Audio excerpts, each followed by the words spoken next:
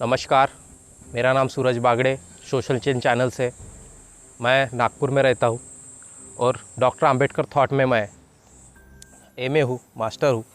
और मैं उसी के ऊपर से आपको एक रिजर्वेशन की जो पॉलिसी है वो कैसे हमारे कॉन्स्टिट्यूशन में आई और रिजर्वेशन क्या है और रिजर्वेशन की ज़रूरत क्या है, इसके ऊपर मैं अपना मत आपको प्रकट करके बताऊँगा। रिजर्वेशन जो है वो हमारे देश को गरीबी से उभरने के लिए दिया गया एक आइडिया है। आइडिया समझ सकते उसको।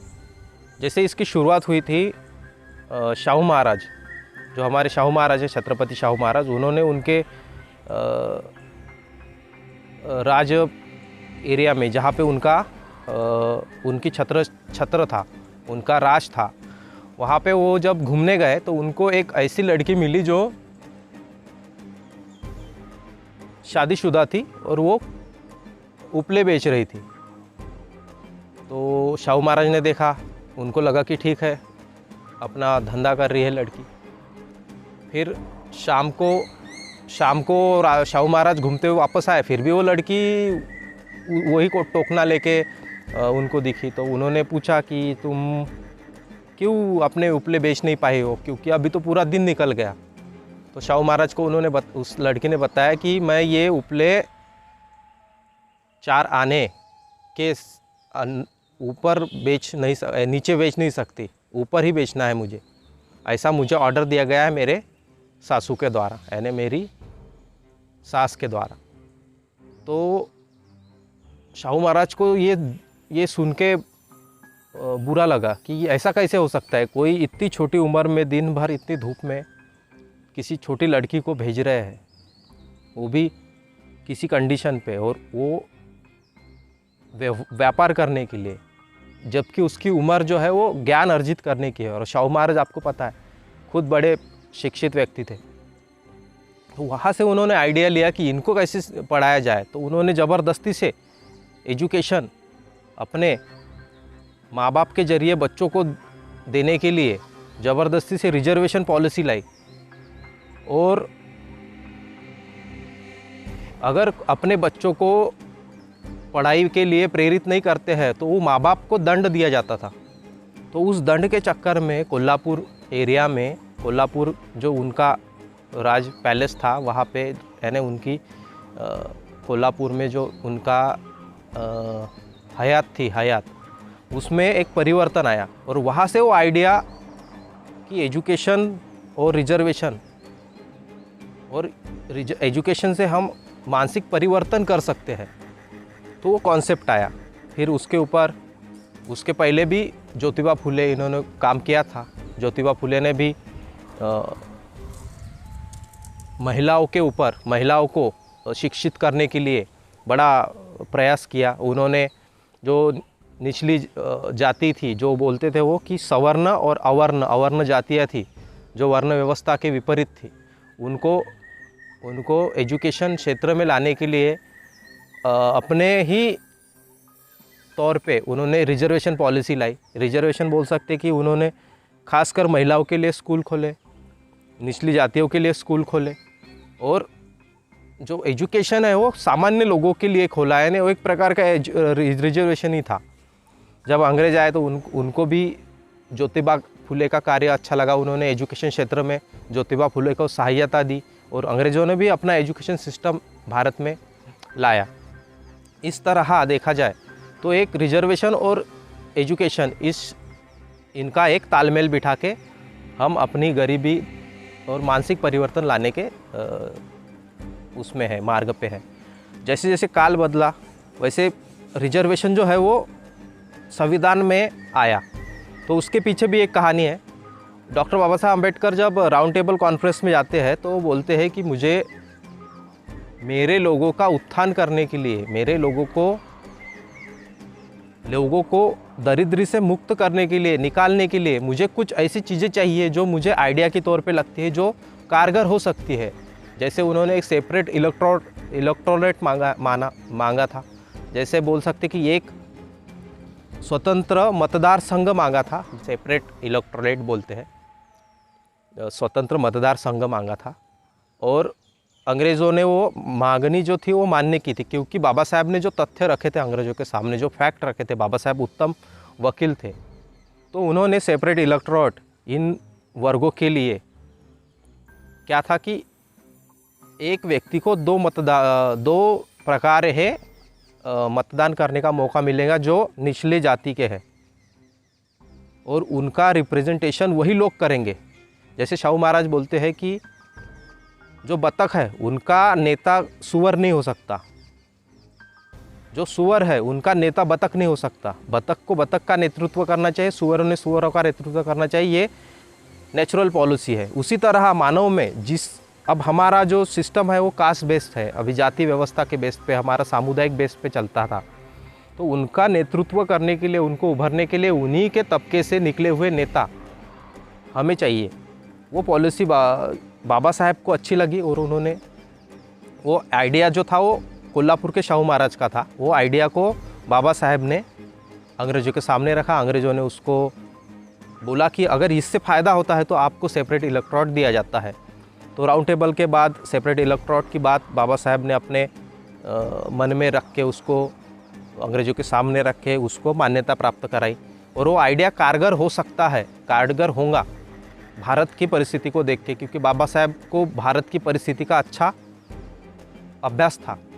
उसके ऊपर से जब वो भारत में आए, जब कॉन्स्टिट्यूशन बनने की बात आने वाली थी या फिर कॉन्स्टिट्यूशन के पहले, तो गांधी जी जो थे उनको वो बात खटकी। गांधी जी थे और बहुत से ऐसे विचारवंत थे जिनको वो बात खटकी बाबा साहब की, और बाबा साहब एक आइडिया के ऊपर चल रहे थे कि इस आइडिया से हमें हो सकता है कि भारत के दरिद्र लोगों का प्रतिनिधित्व हमारे आने वाली राजनीति में हो, आने वाली सामाजिक नीति में हो। उसके लिए बाबा साहब एक विचार लाए थे, एक आइडिया लाए थे। तो ये आइडिया था, परंतु गांधी जी को वो आइडिया पसंद नहीं आया, तो गांधी जी ने उसको उपोषण किया और पुरजोर विरोध किया। अब विरोध के चक्कर में गांधी जी को एरवाड़ा जेल में जाना पड़ा। फिर गांधी जी ने वहाँ पे उपोषण चालू कर दिया कि नहीं, आप सेपरेट इलेक्टोरेट जो मिला है अंग्रेज़ों से उसको वापस कर दो।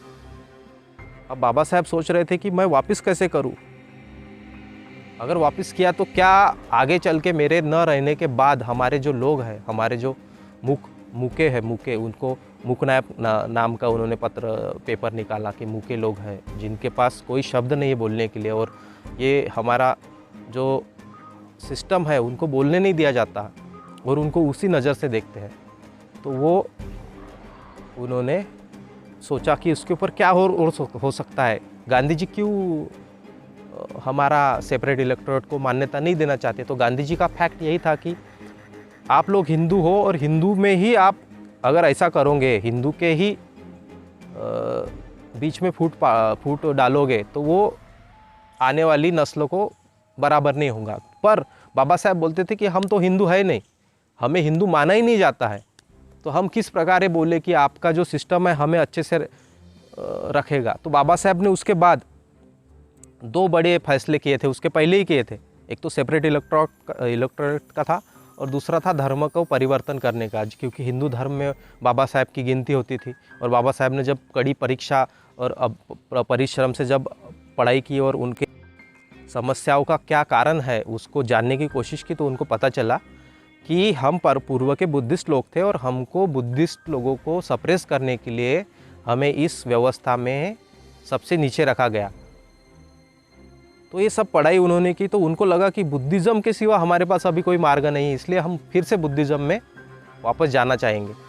और बुद्धिज़्म ही एकमात्र ऐसी विचारधारा है जो हमें और मानव को एक बैलेंस देती है, और बाबा साहब ने उसके ऊपर कार्य किया।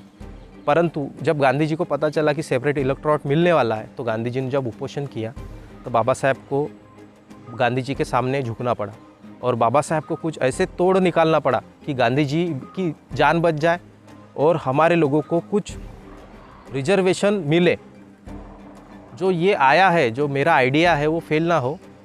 और क्या आइडिया हो सकता है, चलो रिजर्वेशन, ये जो सेपरेट इलेक्टोरेट है उसको मैं दूर कर रखता हूँ, हाँ, तो फिर क्या हो सकता है। तो वहाँ पे मंथन हुआ और बाबा साहब ने अपना सेपरेट इलेक्टोरेट वापस लिया गांधी जी की जान बचाने के लिए। और अगर गांधी जी मर जाते तो जो हिंसा होती, बाबा साहब को लगता था जो हिंसा होंगी उसमें भी मेरे लोगों को ही दोषी ठहराया जाएगा।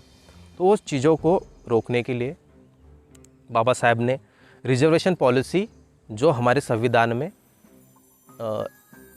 उसको लाने की एक कोशिश की। तो उसमें रिजर्वेशन था कि SC ST जो है शेड्यूल कास्ट लोगों को, शेड्यूल ट्राइब लोगों को रिजर्वेशन के तौर पे जो वर्ण व्यवस्था के बाहर है, जिनको वर्ण व्यवस्था गुलाम के तौर पे मानती है। और वर्ण व्यवस्था में हमें पता है ब्राह्मण, वैश्य, शूद्र, क्षत्रिय, ऐसे इस प्रकार की वर्ण व्यवस्था है। तो इसमें जो शूद्र वर्ण है वो इन तीनों वर्ण का स्लेव वर्ण के तौर पे माना जाता था। तो उन्होंने इसके ऊपर भी सोच के OBC, अदर बैकवर्ड क्लासेस की, इनमें भी गरीब है और इनका भी उत्थान होना चाहिए, इस हिसाब से वो आइडिया, एक कॉन्सेप्ट संविधान में रखा। अब रिजर्वेशन वहाँ से आया। अब जैसे हमारे 70 साल अभी पूरे हुए तो धीरे धीरे इस रिजर्वेशन का, इस आइडिया का परिणाम दिखने लगा। रिजर्वेशन के हिसाब से लोगों को नौकरियां मिलने लगी। राजनीति में इसमें एक था कि इसमें राजनीतिक प्रतिनिधित्व भी हो, जो सरकारी नौकरी है उसमें भी प्रतिनिधित्व हो लोगों को, हमारे जो निचले कास्ट के, जो वर्ण व्यवस्था के नीचे, उनको धीरे धीरे परिवर्तन होने लगा। फिर बाबा साहब ने 1956 में ही धर्म का परिवर्तन करके बुद्ध धर्म को ले लिया था। और शेड्यूल कास्ट का सिर्फ महार कम्युनिटी जो थी, बाबा साहब की कम्युनिटी, उन्होंने ही कन्वर्शन किया था, उन्होंने ही धर्म परिवर्तन किया था, जो बुद्धिस्ट धर्म को पुनर्जीवित नागपुर के क्षेत्र से किया था। अब बाबा साहब के जो फॉलोअर थे उन्होंने बुद्ध धर्म का अनुसरण करना चालू किया। तो बुद्ध धर्म के हिसाब से उनकी मानसिक स्थितियां वह सुधार आया। उनकी मानसिक स्थितियों में सुधार आते ही उनके सामाजिक स्थितियों में सुधार आया, उनके राजनीतिक स्थितियों में सुधार आया। जैसे ज्योतिबा फुले बोलते हैं कि विद्या पायी मती गेली, मती पायी नीति गेली, नीति पायी वित्त गेले, वित्ता पायी शूद्र खचले। मैं तो बोलता हूँ कि अगर शूद्र अगर खच गए हैं तो इनका क्या, जो वर्ण व्यवस्था के बाहर है वो तो मर ही गए समझ लो। उस हिसाब से उनको उत्थान करने के लिए आइडिया था। ये बाबा साहब के पास बहुत से आइडिया थे और आइडिया के रूप में ये रिजर्वेशन आया। अब धीरे धीरे जब परिवर्तन होने लगा, अभी इनको भी ओबीसी को भी रिजर्वेशन चाहिए, रिजर्वेशन का फ़ायदा हो रहा है, ऐसे एक परिवर्तन की लाट आई। पर बाबा साहब ने जो कन्वर्शन किया था, जो हिंदू धर्म से कन्वर्शन किया था, उसके ऊपर किसी का ध्यान नहीं जा रहा। वो सोच रहे कि इस वर्ग का जो परिवर्तन हुआ है, मानसिक परिवर्तन, सामाजिक परिवर्तन, राजनीतिक परिवर्तन, इसका एकमात्र कारण जो है वो रिजर्वेशन है। जबकि रिजर्वेशन में हम देखते हैं कि 50, चलो शेड्यूल कास्ट की बात करें तो 50 के आसपास सब कास्ट है जिनको शेड्यूल कास्ट बोला जाता है। उसमें एक कास्ट है महार और बाकी की कास्ट जैसे हमको पता ही है 50 उसमें शेड्यूल्स में वो कास्ट है।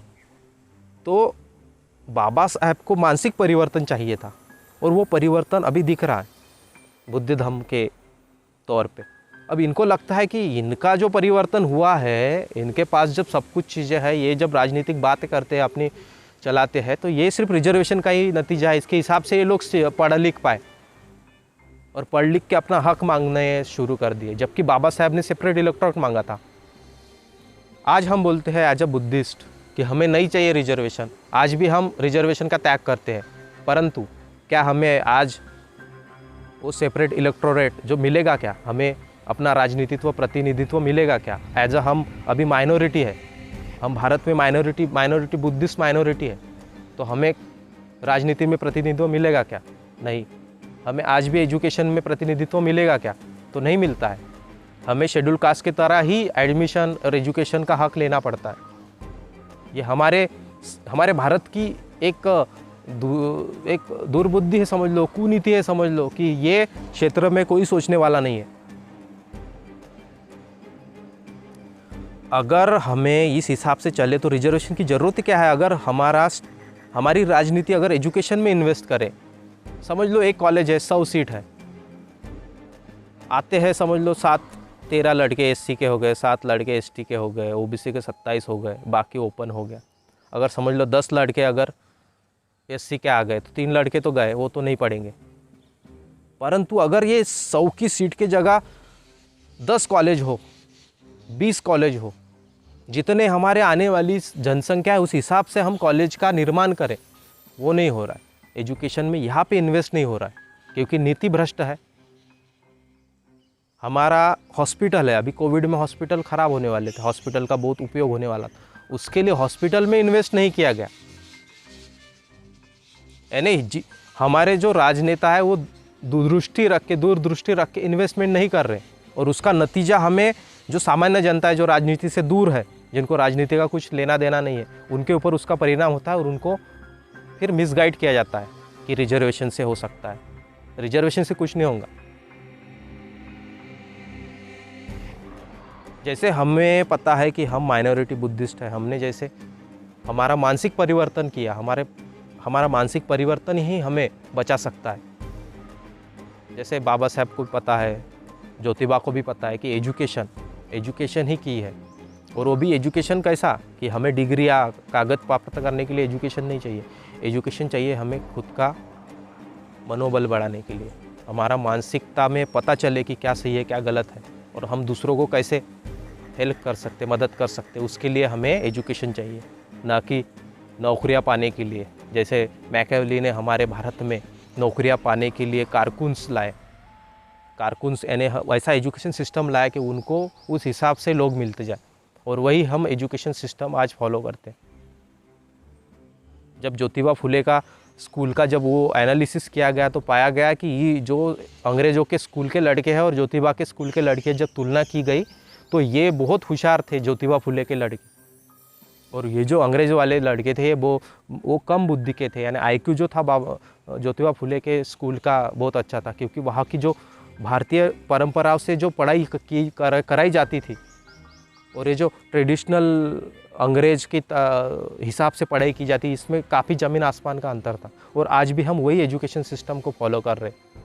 तो उसका जो दुष्परिणाम है वो हमारे समाज पे पड़ने वाला है। तो ये मेरी बात थी जो मैंने रिजर्वेशन के लिए रखी। तो आपको रिजर्वेशन के पीछे भागना चाहते हो तो भागो, आपकी मर्जी है, पर अगर समझ लो जैसे बुद्धिस्ट हम हैं तो हमने जिस हिसाब से मानसिक परिवर्तन के तरफ जाने की सोची है, वैसे आप भी हमारे पीछे आ सकते हो। बाबा साहब ने हमें रिजर्वेशन दिया, आप भी रिजर्वेशन के पीछे आ गए। अब बाबा साहब ने जो धर्म परिवर्तन किया उसके पीछे बिताओ, और देखो मानसिक परिवर्तन में ही हमारा सुख है। धन्यवाद।